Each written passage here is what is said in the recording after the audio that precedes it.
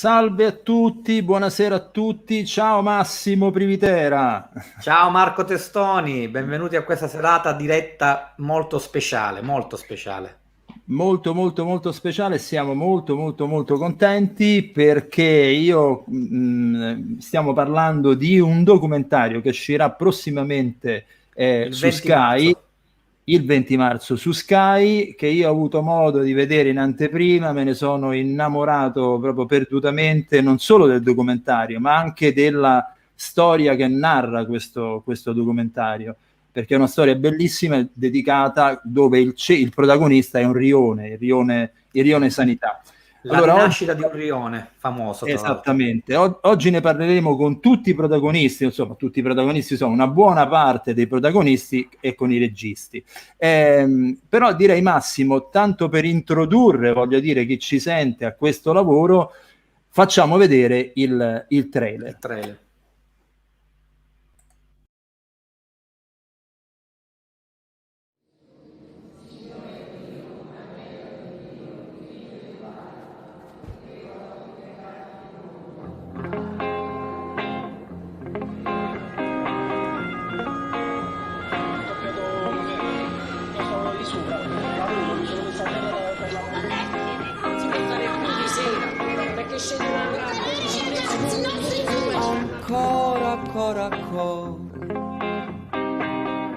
Ho colpito Jenny, che era un ragazzo del quartiere che stava lì come potevo stare io, in piazza, parlare con gli amici.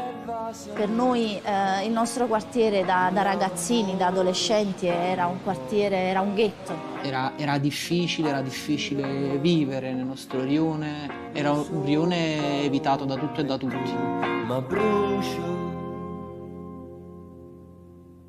È chiaro che poi lentamente crei tutto questo fenomeno della subcultura criminale, di questi ragazzini a rabbia profonda, eccetera. Ho deciso perché mi sono fatto un po' di anni di carcere e dopo tanti anni ho capito che tu ci sto andando, importante che le capiti. Anche le situazioni più difficili creano possibilità. Quando poi ho trovato padre Antonio Loffredo è stata una scoperta enorme. A volte uno si chiede perché in un quartiere del genere si arrivi prima a certe soluzioni o si possano fare delle esperienze. E perché il punto di partenza è quello della disperazione, permette a una marcia in più, permette di avere quella che è una marcia in più.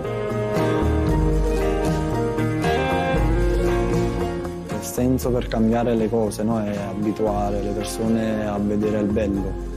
Quello che ci chiedono spesso, no, è se questo modello, questa esperienza sia in qualche modo esportabile. No? Io credo che la condivisione di esperienze sia la chiave di svolta per replicare il modello. Per vivere il presente, bisogna quindi avere una visione. Quella stessa che ha permesso di recuperare al contempo le pietre e il cuore delle persone, i beni comuni e il capitale umano, un umanesimo che o diventa umanità o muore.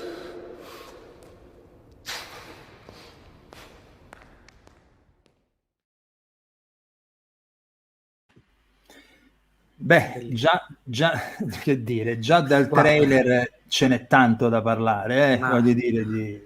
Guarda, se me, io come vorrei poi dire ai nostri ospiti, soprattutto ai due registi, che giovanissimi e alla prima esperienza, all'esordio, che sembrano già con un curriculum dietro incredibile. In realtà sembra che avessero fatto nella loro vita documentari di tutti i tipi. Invece con questa prima esperienza mi hanno ricordato tantissimo un esordio bellissimo, ma gli esordi, che ne so, di Pasolini, quando andava per strada a raccontare un po' i quartieri, le comunità, e poi qualcosa di veramente intenso, emotivamente profondo. Mi ha colpito tantissimo. Glielo dirò. E allora diciamoglielo, dai, facciamoli entrare. Ecco qui Andrea De Rosa e Mario Pistolese. Ciao. Buonasera a voi. Benvenuti. Benvenuti veramente. Allora, vi abbiamo incensato bene, e quindi adesso però magari facciamo alcune domande ad esempio, decidete voi chi dei due risponde, se Andrea e Mario, quando i registi sono due è sempre un problema, no, parla lui, no, decidete voi, proprio faccio Ponzio Pilato. Come è nata innanzitutto questa idea di descrivere questo quartiere con questo documentario, ma soprattutto quello che interessa a noi come vedete sul logo lì su in altro ci chiamiamo Soundtrack City, quindi in realtà la musica per noi è la base di partenza di tutto quanto. Ma da quanto ho capito, visto che avete anche un'etichetta discografica, uno studio di registrazione, anche per voi mi sembra che sia una base di partenza. Ecco, come è nata la gestazione di questo documentario? Allora Marco, risponde Andrea, perché senza ombra di dubbio è lui che ha partorito un po' questa cosa del documentario quello che stava succedendo all'interno del quartiere, perché Andrea è quello che fin dall'inizio c'è stato più dentro, quindi era più vicino a tutta la realtà, a quella che succedeva all'interno del quartiere, e quindi senza ombra di dubbio su questa domanda lascio la parola a lui. Ok. Grazie Mario anche per la bella introduzione. No, l'idea diciamo nasce, noi siamo stati, non siamo del Rione Sanità, ma siamo stati accolti, per così dire, sin dall'inizio, più o meno dal 2010, in questo processo proprio che è quello che abbiamo descritto. E nasciamo, esatto, come etichetta discografica, ancora prima come studio di registrazione. Successivamente abbiamo iniziato a lavorare sull'audiovisivo, principalmente sui videoclip, poi in progetti di educational, quindi con l'università, con degli spot, dei racconti, e avevamo iniziato a pensare, ma questa è una storia troppo bella, cioè una storia che va raccontata, che dovremmo in qualche modo raccontare. E quindi abbiamo iniziato a pensare come fare, anche perché la difficoltà, diciamo, di questa tipologia di narrazione è che è molto frammentata, cioè è un processo che riguarda talmente tanti enti, tante persone, tanti volti, tante esperienze, che era poi difficile riuscire a racchiuderle in un'opera unica. Poi dopo è arrivata la possibilità proprio materiale, in realtà grazie a un bando di Fondazione Con il Sud e a Puglia Film Commission, il Social Film Fund, che appunto bandiva questo progetto che permetteva a 10 prodotti, diciamo, audiovisivi, a 10 realtà collegate con enti del terzo settore, di poter, diciamo, avere un finanziamento per poter produrre effettivamente un'opera di questo genere. E così è iniziato, diciamo, un'opera anche di recupero più o meno di quello che già avevamo fatto, delle cose che avevamo girato, delle storie che sapevamo, e per noi, diciamo, che eravamo anche in quella realtà, è stato poi un doppio percorso, perché è stato anche un rivivere, diciamo, quelle cose, andarne a scoprire anche di altre, di nuove, e niente, è stato quasi terapeutico.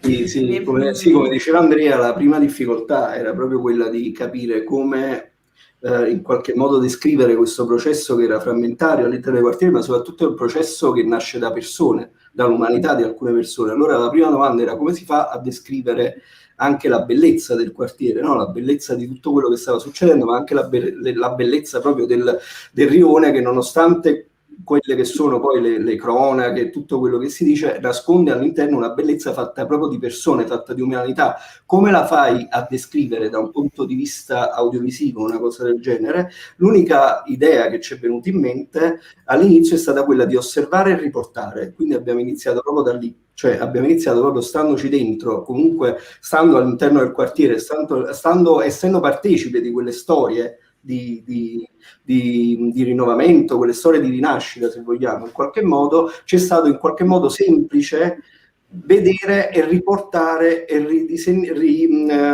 disegnare quello che poi è un percorso che si trasforma all'interno del nostro documentario in una storia, ma che è un percorso che è venuto in qualche modo da sé. Okay? Quindi poi abbiamo inserito alcune cose all'interno, ma a questo lascio ancora la parola ad Andrea su quello che facciamo la parola pure. No, io mentre parlavate, se no ce la facciamo più la trasmissione. Fin quando uno se la canta e se la suona in questo modo per un prodotto del genere va benissimo. No, mi viene spontanea una domanda, perché guardando con attenzione, io che vengo dal documentario come prima forma lavorativa della mia vita, è una cosa che è difficilissima mettere in piedi quando si crea un documentario, soprattutto quando c'è una sorta di frammentarietà. In questo caso la frammentarietà diviene una coesione unica, perché siete riusciti in una cosa difficilissima a rendere tutto veramente coeso. Però la cosa più complicata è creare quelli che vengono chiamati fegatelli, cioè le parti di contorno, le sequenze di contorno a quelle che sono le interviste e i personaggi stessi che ne fanno parte.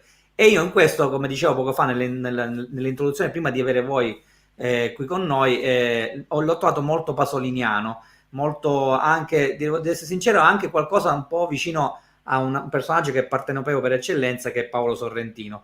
Poi mi è piaciuto il fatto che voi avete creato delle congiunzioni fra un'intervista e l'altra, proprio pensandole cinematograficamente. Ci sono i campi e i controcampi, ci sono dei passaggi neanche buttati lì, anche dei momenti quasi a rallenti, anche se è un finto rallenti, ma c'è quasi proprio per enfatizzare ancora di più tutto questo che sta storia fortissima, nel bene e nel male, è una storia veramente forte.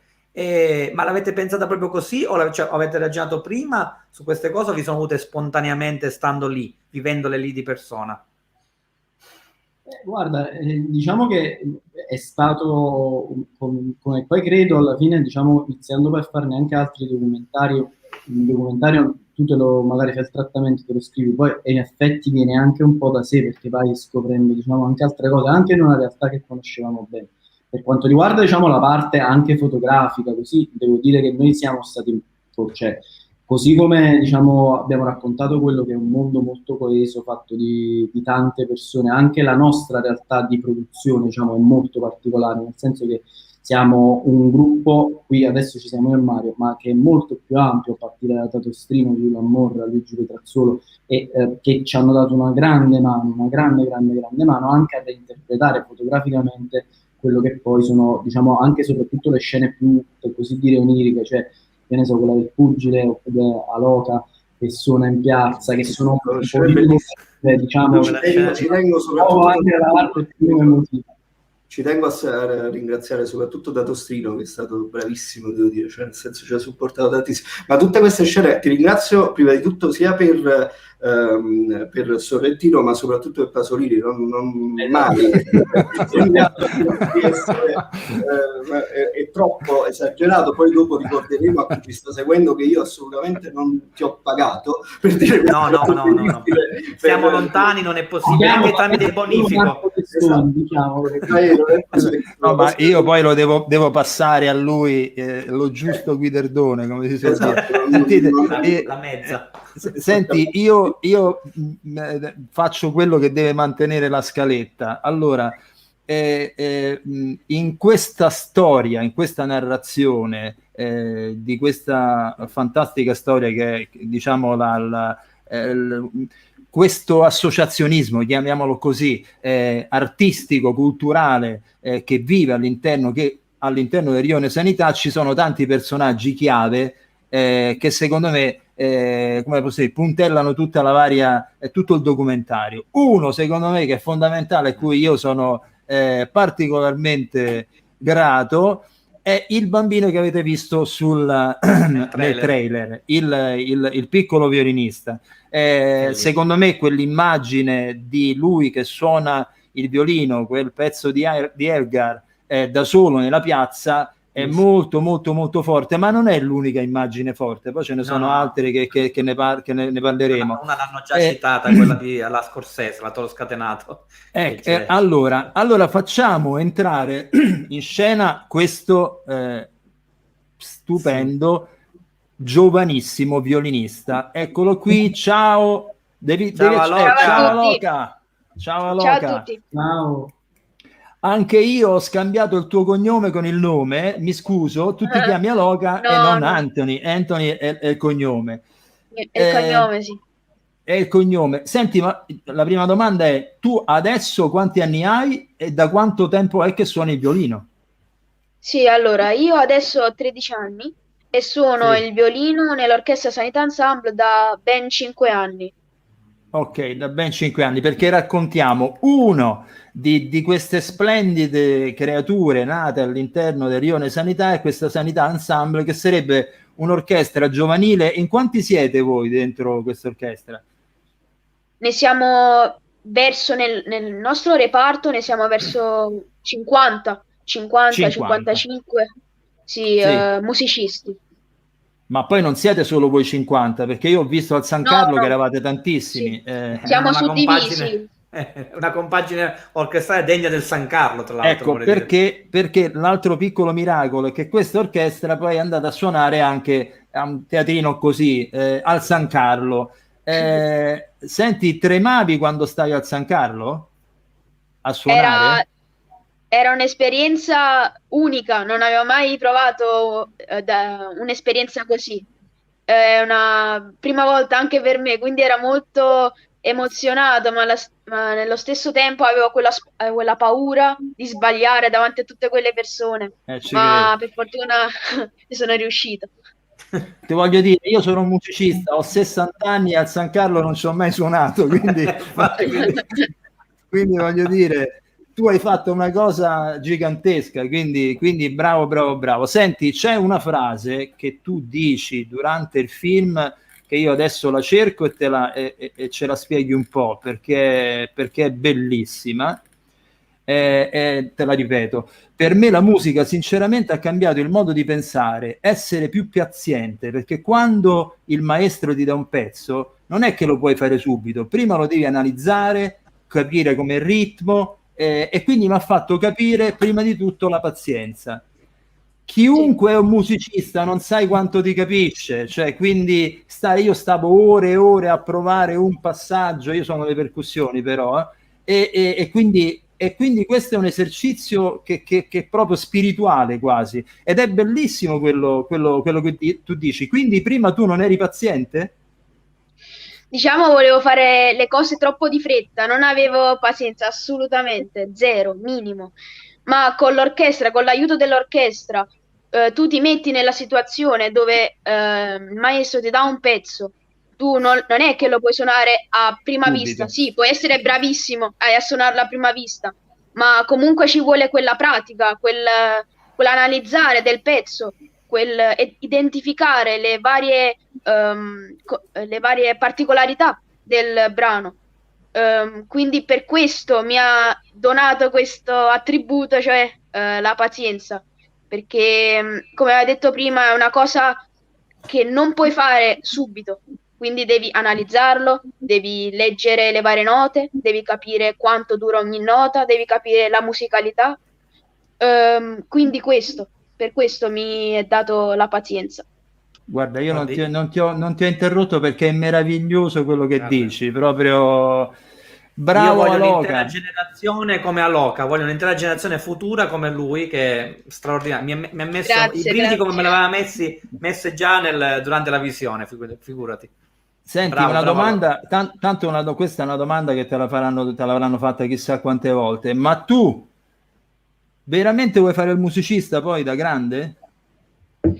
Sì, io ho sempre il sogno di diventare musicista, ma ho anche un sogno di diventare dottore, perché secondo me aiutare persone è una cosa unica, che ti dà una sensazione che non puoi provare da nessuna cosa. Cioè aiutare una persona in difficoltà per me è una cosa importante.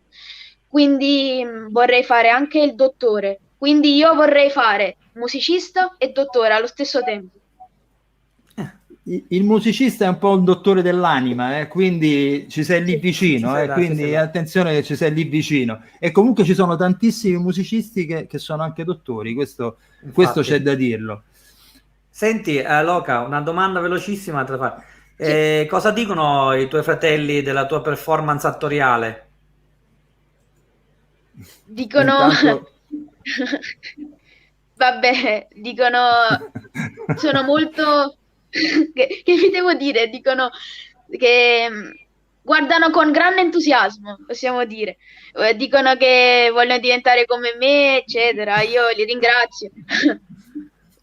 No, siete stupendi. Grazie veramente di cuore, Aloca. Grazie a voi per avermi ospitato. Ma grazie a te di essere venuto. Senti, ma tu fai scuola in DAD, come si suol dire, o stai in presenza? No, in DAD, didattica a distanza. In DAD. Va bene. Ok. Allora ciao, grazie di tutto e buona musica. Grazie a come voi. Si suol dire. Buona musica, ciao. Buona musica anche a voi, grazie mille. Ciao. Ciao Loca. Ragazzi, meraviglioso, Hai visto? Guarda che non è facile lavorare con i ragazzini, quindi siete stati anche, ve l'ho detto di nuovo, non solo a livello di Pasolini, ma a livello di uno dei più grandi registi di bambini, Vittorio De Sica, che era l'unico che riusciva. Ma guarda, vedere Aloca che arrivava lì sul palco del San Carlo e dava lui là, cioè è stata una cosa che non ti aspetti, perché poi comunque in video ok, però quando lo vedi da vicino lui è piccolo, un ragazzino, quindi vedere però che aveva la stessa imposizione di una persona adulta, cioè che ti aspetteresti da un musicista, da un primo violino, comunque da un musicista affermato. Quella è una, per esempio, delle parti più interessanti, cioè che almeno ci hanno colpito. No, secondo me sono molto interessanti le riflessioni che ha fatto Aloca, molto spontanee, molto naturali, attenzioni profonde, non sono scontate per nulla. Allora, noi passiamo adesso, abbiamo parlato di Aloca e del Sanità Ensemble, che è una di queste realtà che fanno parte di questa realtà multiforme che è Rione Sanità, e adesso facciamo entrare invece il teatro. Il teatro lo facciamo entrare con, eccolo qui, Salvatore Nicolella. Buonasera a te, buonasera. Ciao Salvatore.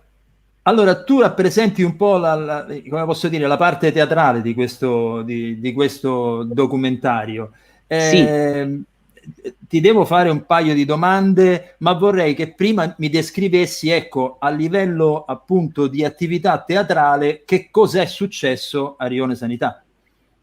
Beh, io veramente sono stato uno dei primi bambini che è entrato in questa chiesa dell'Ottocento, la chiesa dell'Immacolata e San Vincenzo, che è a pochi passi dalla chiesa grande in piazza.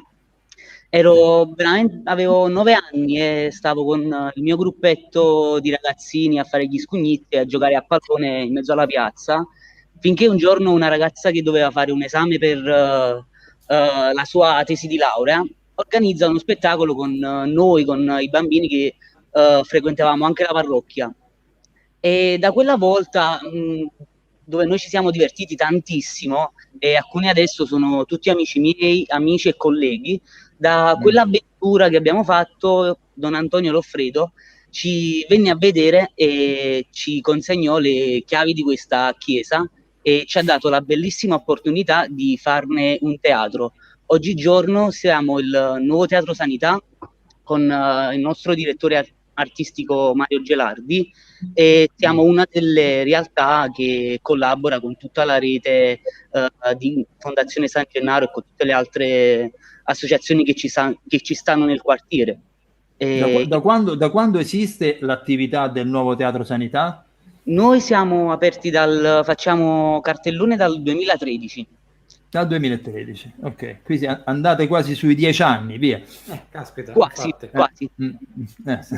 Sarà il nostro primo traguardo. Ci credo. E che cosa avete messo in scena fino adesso? Le cose principali, ovviamente, quelle che ti senti di ricordare. Vabbè, fine quest'anno facciamo un cartellone tutti gli anni, avevamo una programmazione. Adesso nel 2020 lo so che è tutto fermo, purtroppo. Tutto fermo, siamo un teatro sotto i 100 posti, senza nessun ristori, senza nessun incentivo, e tutto con le nostre forze, con le forze dei ragazzi più grandi, perché adesso sto solo io, ma siamo tanti, siamo ragazzi più grandi, professionisti come Mario che porta avanti tutto, e noi più giovani che facciamo parte anche della compagnia di attori. Io ho studiato all'Accademia del Teatro Bellini per 3 anni e ho fatto uno spettacolo con loro, però collaboravo anche con il Teatro Sanità, perché il Teatro Sanità è casa mia, quindi quando c'era qualcosa da fare qui c'ero, quindi si facevano cose. L'esperienza più bella che ho avuto con il teatro e con Mario, appunto, è stata qualche anno fa, dove siamo stati ospiti della rassegna Trame d'autore con lo spettacolo di Mario Gelardi, Brucia l'Europa, e abbiamo avuto la possibilità di calpestare le tavole del piccolo di Milano. Quindi assolutamente Vabbè, qui, non in San Carlo, il piccolo di Milano, ma comunque vi trattate bene, ecco, come si suol dire. Allora, io adesso non so se domandare a te o ai registi, mi ha molto impressionato il monologo con cui apre il vostro documentario. Dunque, adesso vado a leggere. Allora, dunque, mi ricordate l'autore e il titolo di questo monologo? Allora, l'autrice è Chiara Nocchetti. L'autrice del testo, ma il Salvatore. L'autrice, sì, ok. Ed è stata una scelta mirata o era qualche cosa a cui già il Nuovo Teatro Sanità in qualche modo aveva lavorato?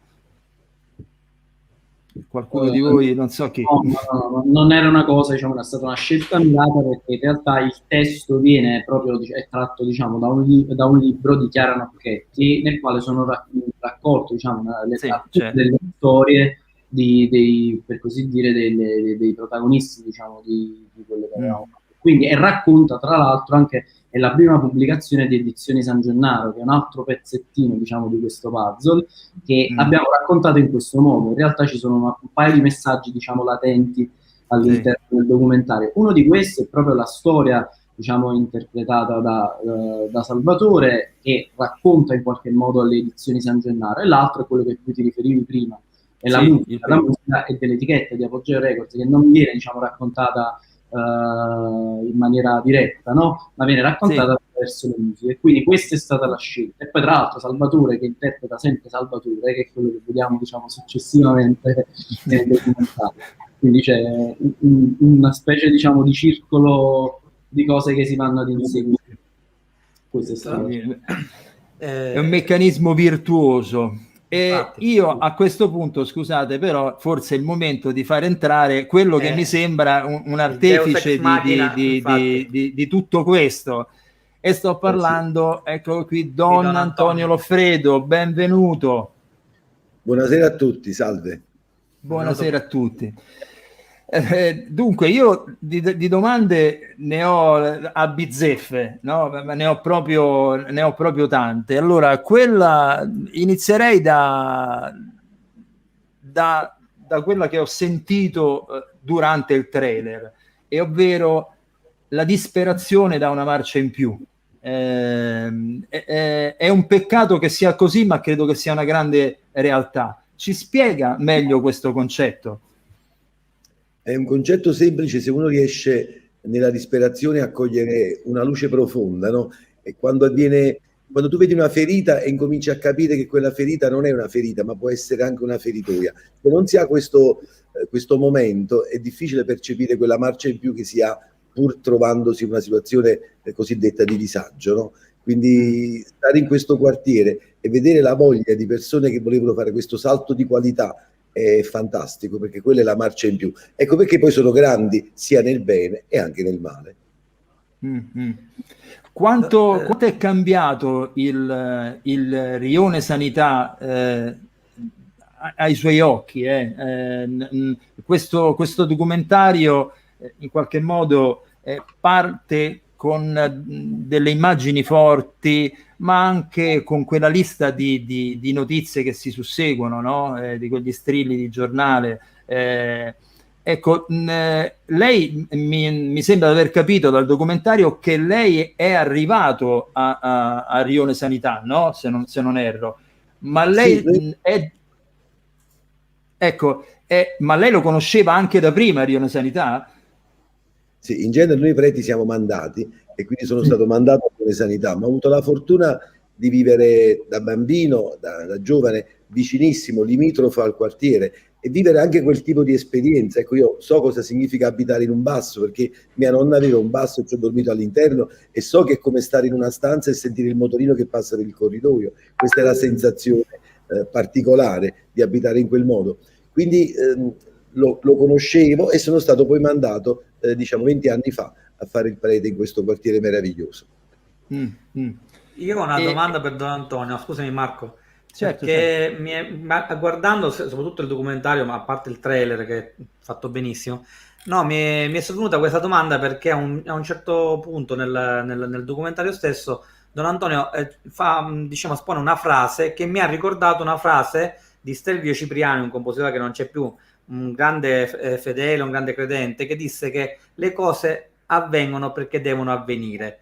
Si ritrova in questa frase Don Antonio, perché effettivamente lei è arrivato lì e da lì è accaduto tutto uno stravolgimento che poi ha portato non solo a una nuova visione di un quartiere stupendo, di una zona bellissima di Napoli, ma di una visione più ampia, anche secondo me, o ben oltre quello che poteva immaginare.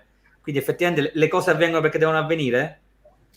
Sicuramente sì. Io mi ricordo il primo giorno che sono arrivato alla sanità, era un giorno nel quale ho sentito di dire soltanto una cosa: io sono sicuro che vengo qui perché ora è il momento, perché uno prima di me ha zappato e ha tolto le pietre più importanti, adesso c'è stato già una semina. Io so che di assistere a una primavera, cioè ero cosciente di quello che stava per essere, perché la visione più ampia l'ho trovata già sotto nella testa del mio predecessore, e quindi quando tu c'hai un gigante come predecessore e ti metti sulle spalle del gigante, riesci a guardare oltre. Se stai giù di quelle spalle e vuoi inventare qualcosa di nuovo, resti un nano.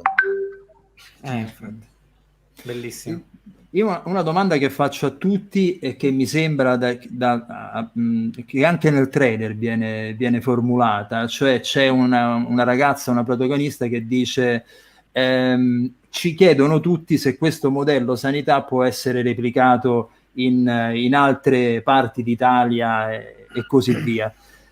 Una domanda mi sento di farla a Don Antonio, perché noi, questo è un programma fatto da gente che ama l'arte, che lavora nello spettacolo, nella cultura e via dicendo, e da tanto tempo in Italia ci fu quello che disse con la cultura non si mangia e compagnia bella, sapete benissimo questo. Ecco, io quando leggo quest'altra frase che vi riporto, sempre di Don Antonio Alfredo, sono stati riaperti spazi abbandonati, case canoniche, conventi, congreghe, giardini, e sono stati affidati ai giovani. Questi spazi, ora luoghi, sono strutture recettive, luoghi per l'aggregazione, piccoli orti urbani, luoghi dove si impara a dominare la parola, dove si fa teatro, danza, musica, botteghe, laboratorio di restauro. Organizzare con la comunità significa articolare in modo diverso e nuovo le relazioni tra mercato, Stato e terzo settore. Io trovo meraviglioso questo tipo di visione. Perché è così faticoso fare capire questa visione in questo momento storico? Io penso che in questi, soprattutto per noi, nella nostra cultura del Mediterraneo, io penso che noi da qualche secolo abbiamo smarrito questi profondi valori che sono propri della nostra natura e del nostro modo di vivere. Mi riferisco soprattutto da quando un certo economista Smith incomincia a sviluppare un pensiero filosofico di Hobbes che è così estraneo alla nostra cultura che ci fa rabbrividire, quello dell'homo homini lupus. E abbiamo smarrito questa memoria che la nostra cultura è diversa, aristotelica e tomista. Per noi homo homini amicus, e quindi anche l'economia per noi non è la finanziarizzazione, ma è quella che tu citavi, è la generatività. Ecco, di quei beni si possono fare delle scelte, si possono anche fittare e, tra virgolette, fare con i soldi del bene. Non lo so, quando sono pietre hanno una forza generativa molto più bella e molto più importante. Quindi prendere gli spazi abbandonati, avere il coraggio di metterli in mano ai giovani non è un modello, noi non ci piace questa parola, è un metodo. Il metodo è mettere l'uomo al centro, il metodo è avere fiducia dei giovani perché hanno idee straordinarie. Non potevo pensare io che in una congrega dove normalmente ci abitano i morti ci poteva stare uno studio di registrazione e un centro di produzione come quello di Andrea. Cioè è la fantasia dei giovani che, messa insieme a questo fecondo patrimonio di pietre abbandonate, non scartate, quelle importanti, e ha fatto questa miscela esplosiva. Non so perché ti meravigli tanto, è così. Come pure Massimo si meraviglia che sono tutti attori provetti, ma ti ricordo che alla sanità recitiamo tutti, anch'io se non faccio il teatrino sull'altare perdo l'attenzione e devo studiare le scene, altrimenti mi turbo la situazione. Vabbè, noi abbiamo tralasciato, scusi. Ho sentito i complimenti, me ne faccio uno io, posso? Sì. ero giovanissimo prete, dicevo la messa in una chiesa di un amico più anziano, e tutte le domeniche avevo Nino Taranto devotissimo, lì sempre prima della messa e dopo la messa, a ringraziare Dio. Dopo qualche settimana venne in sacrestia per salutarmi, disse: padre, una curiosità, posso farle una domanda? Io ero giovanissimo, no? Dissi: maestro, mi dica, ma lei ha fatto scuola di teatro prima di fare il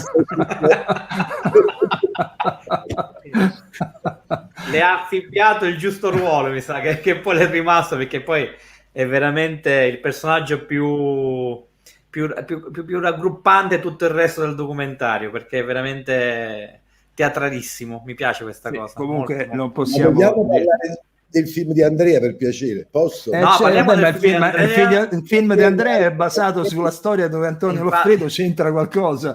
Quindi... Infatti. Io ad Andrea faccio una domanda. Ad Andrea, che è l'unica nota dolente, se la vogliamo mettere, visto che noi parliamo di musica, per lo più parliamo di colonne sonore nel nostro programma, e ne parleremo anche stasera con la bellissima musica usata per questo, creata in realtà per questo documentario. E io avrei voluto che nel documentario ci fosse un attimo in cui si vedesse lo studio di registrazione e forse qualcuno all'opera anche in forma di fiction, che realizzasse i pezzi che poi sono finiti nel documentario. Questa è l'unica cosa che mi è mancata, ma poi per il resto è perfetto. Quindi faccio questa polemica, dai. Ma si può fare o l'una o l'altra, Massimo, perché sia l'arte cinematografica che quella musicale sono le uniche che hanno la possibilità di muoversi tra spazio e tempo, quindi fare una puoi anche trascurare l'altra, va bene? Giusto, ok, vabbè, allora Antonio ti ha salvato, Andrea, dai. È un grande oratore, è un grande oratore. Io volevo dire questo sul film, lo dico con tutto il cuore, no? A volte capita che qualcuno viene a riprenderci o per fare qualche documentario o gli operatori della RAI, eccetera. Però c'è un modo di essere approcciati per noi della sanità, che quando viene una persona estranea, è chiaro, ci alteriamo, non diventiamo più naturali. Questo documentario ha una cosa preziosa di per sé, no? Che Andrea e Mario, stando intorno a noi nella vita normale, ordinariamente, hanno fatto un lavoro nel quale per noi non erano presenti degli operatori, noi vivevamo con loro, e quindi c'è qualcosa di molto naturale. Che noi risultiamo essere così non è difficile, l'hai capito, il quartiere è il quartiere di Totò, e quindi bisogna vivere così ogni cosa. La cosa che a me è piaciuta, no, è stata la facilità di Andrea e di Mario di poter cogliere dal di dentro delle cose. Questo è un grande vantaggio che hanno avuto. Loro hanno vissuto quell'esperienza dal di dentro, e quindi quando si vive così una storia, è il punto che vorrei dire, no, diventa un modo di narrare che crea aiuto ad altri. Mi ricordo sempre, e l'ho ricordato pure quando ho visto il film di Andrea, perché quel modo di narrare che smuove le persone è qualcosa di interessante. Martin Buber, un filosofo, parlava di suo nonno che era un rabbino, no? E una volta il suo nonno doveva raccontare del suo maestro, e lui, nel raccontare il suo maestro, questo nonno che stava sulla sedia a rotelle, incominciò a volteggiare a sua volta, si alzò, no? E ebbe bisogno di mostrare con il corpo quello che faceva il suo maestro. Da quel momento il nonno di Martin Buber guarì. Così vanno raccontate le storie, cioè le storie devono essere raccontate così come le ha raccontate Mario e le ha raccontate Andrea, che sono capaci di mettere in moto anche le persone che sono su una sedia a rotelle, no? E devono diventare liberatrici, devono mettere fantasia nel corpo, e penso che in questo i due ci sono un po' riusciti.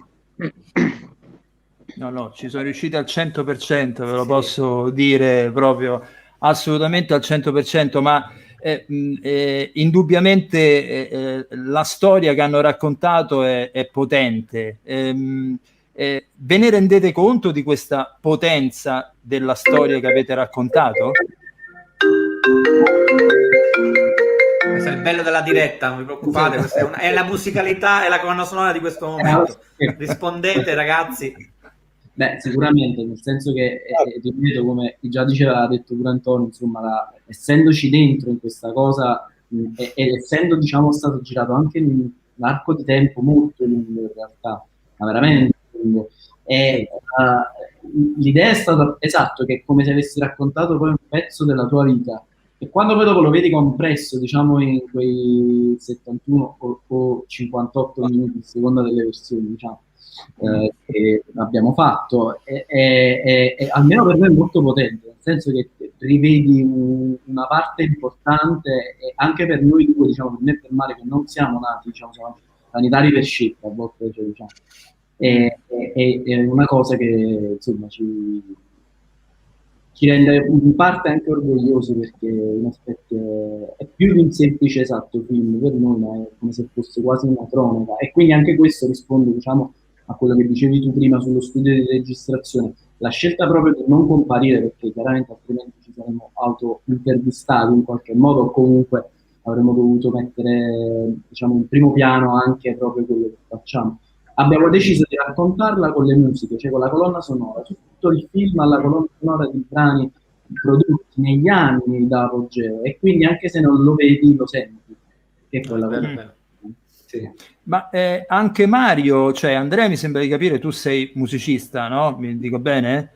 Ora io entrambi, sia Mario che Andrea? No, io no. Io no, in un periodo duro ha suonato. No, non sono assolutamente musicista, il vero musicista è Andrea. Tutto nasce perché io volevo suonare, in realtà, nel senso che il primo disco di Apogeo è stato il mio disco.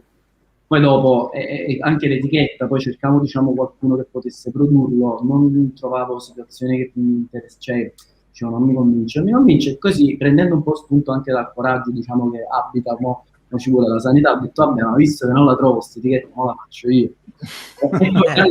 Abbiamo prodotto quasi una ventina di dischi, insomma, sta andando avanti nonostante il periodo anche un po', diciamo così, strano che abbiamo vissuto nell'ultimo periodo, è andata avanti. Io non sto più suonando, diciamo, dal vivo, e questo forse è un bene. No, perché io poi ho cercato di farlo smettere e ci sono riuscito, voglio dire, cioè, questo è stato il mio intervento. L'idea di farlo smettere in tutti i modi, e alla fine ho avuto ragione, cioè ho smesso di suonare, è stato quello il mio intento fin dall'inizio. Andrea, senti, vogliamo ricordare un attimo di notizie proprio pratiche. Quando esce questo documentario, diteci dove, con quale piattaforma. Io lo so, ma ripetetelo. L'abbiamo detto, però ripetiamolo, che è giusto. Ok, allora, il 20 marzo alle 22:15 su Sky Arte, e dopo questa data, diciamo dalla stessa data, in realtà sarà disponibile su Now TV. Perfetto. Sarà disponibile su Now TV, quindi resterà nel famoso bouquet. Andrea, ti volevo chiedere una cosa. Beh, se citiamo anche i nomi degli autori delle musiche e delle canzoni, mi sembra anche giusto, perché poi nei titoli di coda poi scorrono molto velocemente e si vede solamente Apogeo, quindi volevo capire un attimo, intanto, anche per onorarli, perché hanno fatto una musica che sta alla perfezione. C'è tutta la mediterraneità, tutto l'essere partenopeo sonoro, però non quello, ma c'è un mix fra la modernità e un po' lo sguardo al passato. Ora mi sembrava giusto anche ricordarli e menzionarli. Assolutamente. La musica del trailer è Giglio, un album che si chiama Mamma Quartiere, che secondo me è veramente fenomenale. Diciamo, è una delle cose più belle che abbiamo prodotto, ma abbiamo altri album favolosi come quello di Antonio Manco, di Azul. Insomma, sono veramente tante le musiche. Ben Slavin, che è un cantautore americano che però è trapiantato a Napoli, insomma, vive qui e ha scritto un album proprio su Napoli, in inglese ovviamente, in italiano, e sono veramente veramente tanti. E poi alla fine, tra l'altro, invece c'è un brano che è una delle prime cose che noi facemmo, tra l'altro come video, insomma, si trova su YouTube, ed è un brano scritto dai ragazzi, quei ragazzini che giocavano sempre fuori la chiesa, diciamo, nostra. Abbiamo, sotto consiglio di Antonio, abbiamo menato, come si dice a Napoli, per fargli scrivere una canzone che hanno scritto col supporto del Nuovo Teatro Sanità per la parte testuale, e poi l'hanno registrato da noi, ed è diventata quindi come coronamento di una cosa diciamo, la traccia finale di questo documentario. E io credo che questa, in realtà, almeno vista da dentro, poi speriamo che questa cosa possa arrivare anche all'esterno, è proprio stata questa la magia, cioè nel senso, quando fai una cosa successivamente, ma poi dici, quella cosa era nata probabilmente anche per questa cosa qua, che non sapevo che sarebbe accaduto, quindi una sorta di loop temporale nel quale poi ogni cosa prende ancora più senso. Sì, bellissimo. Scusa, il pezzo dei titoli di coda qual è? È quello che stavi dicendo? È Sì, Luce racconto di un quartiere. Che è quello, il rap un po' più, però diciamo con un orecchio al passato, non alla modernità attuale. Anzi, ma il pezzo iniziale invece, quello che accompagna gli strilloni, che tra l'altro avete fatto una cosa intelligentissima, si leggono ma non si leggono, perché forse non ci si deve focalizzare su quello, lo si deve percepire, ma in realtà deve andare avanti, perché è tutto un passaggio per andare avanti, perché è la rinascita, tutta un'evoluzione. Quel pezzo lì bellissimo che sembra una roba uscita da Vangelis. Chi l'ha scritto? Quello è Ben Slavin. Ecco. Vedi. Hai accontentato la mia curiosità. Proprio quello, nel senso l'idea era, noi abbiamo provato in qualche modo a raccontare quello, cioè la parte di sviluppo ovviamente del quartiere, e ovviamente partire senza proprio fare nessun riferimento a una serie di evidenze, diciamo anche forse più del passato, sicuramente più del passato sarebbe stato improprio, però sicuramente l'idea era di descriverle, ma come le voci, cioè farle vedere e non vedere, cioè sentire e non sentire, percepire, la percezione che c'è, diciamo, una situazione che non è chiaramente quella più importante.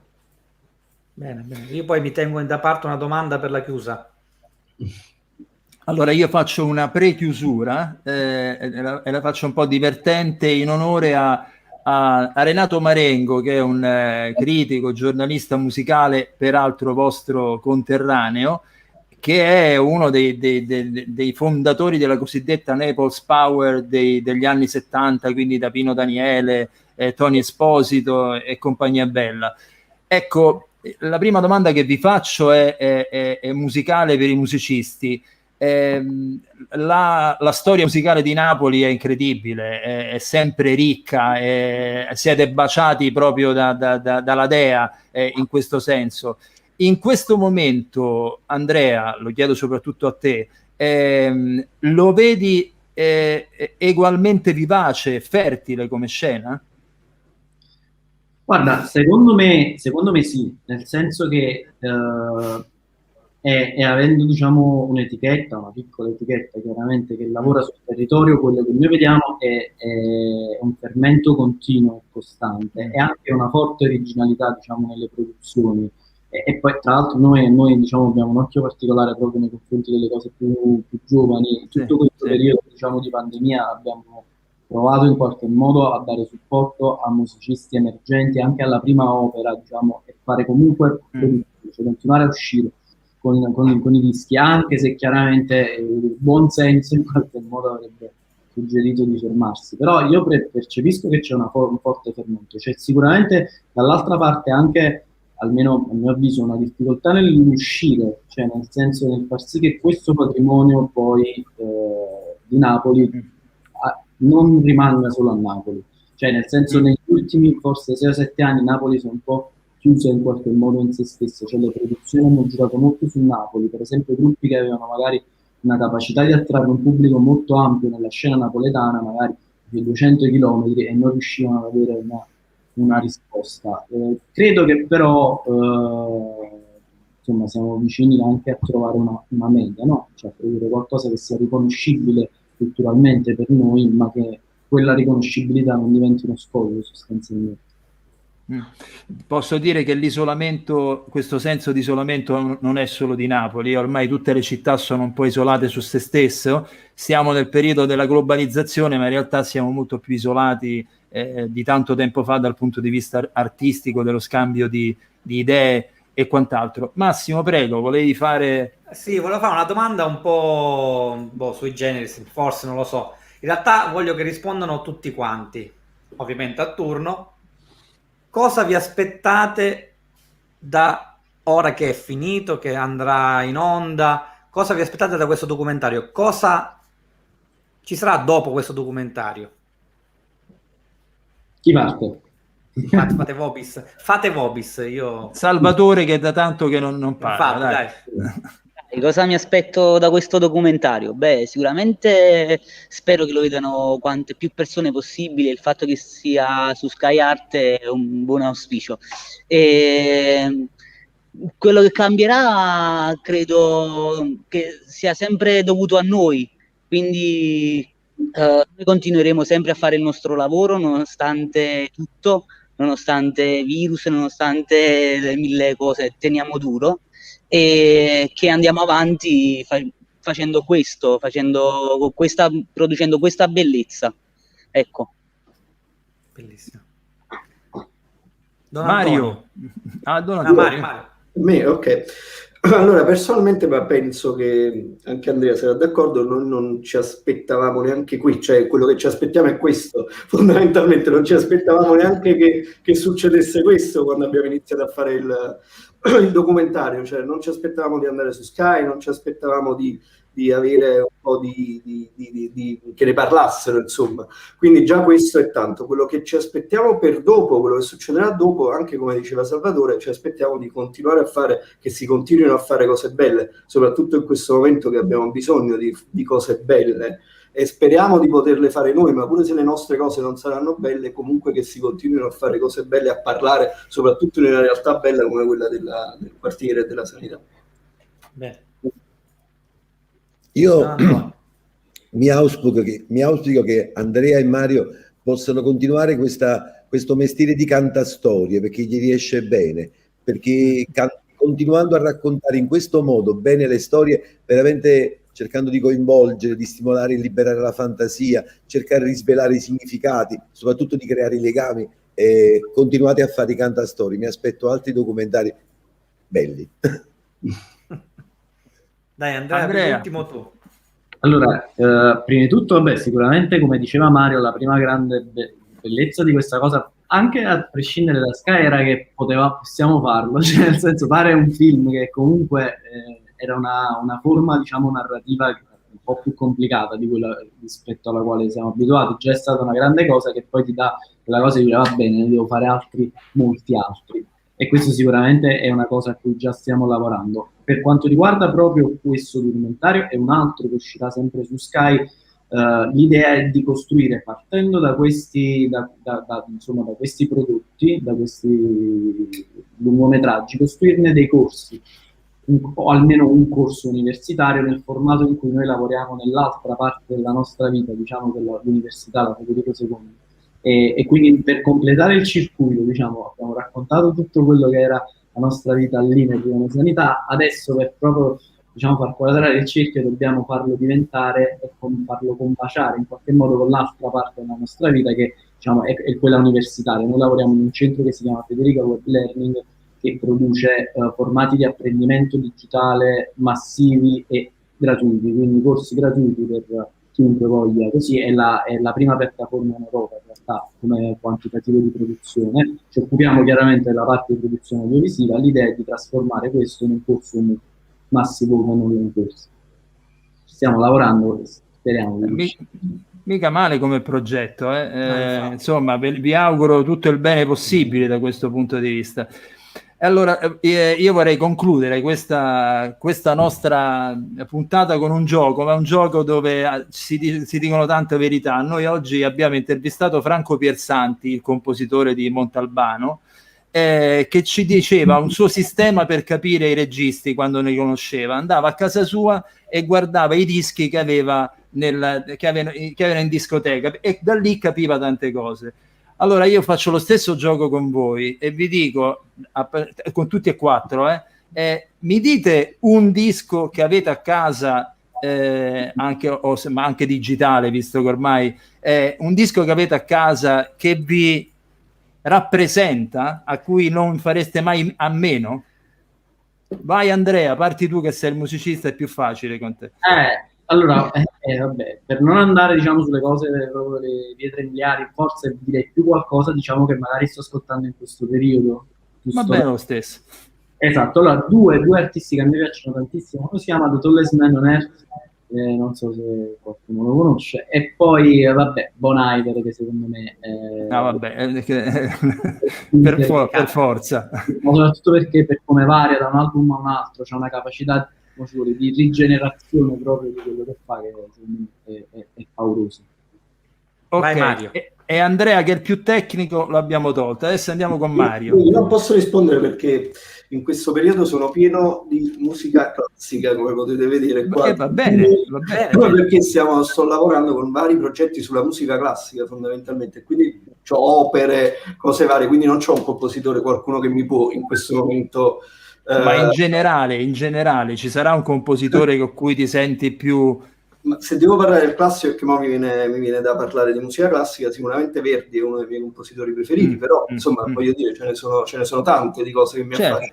In cosa può sembrare banale, perché qualcuno può rappresentare Verdi un po' una banalità, diciamo così, però intanto è stata una dei primi compositori di musica classica che mi hanno appassionato quando mi sono avvicinato a quel genere lì.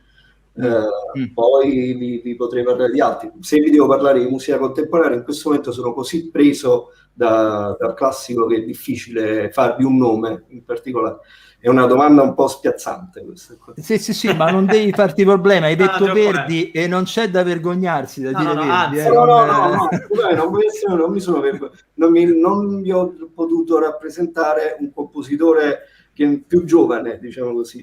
Guarda, ti faccio un esempio. Se questa domanda lo fanno a me, che io sono onnivoro, io devo scegliere uno, so che ti dico, io al volo ti direi Zappa, Frank Zappa, perché per me è stato una sorta di secondo padre artistico, ma ce ne sono 10.000 altri.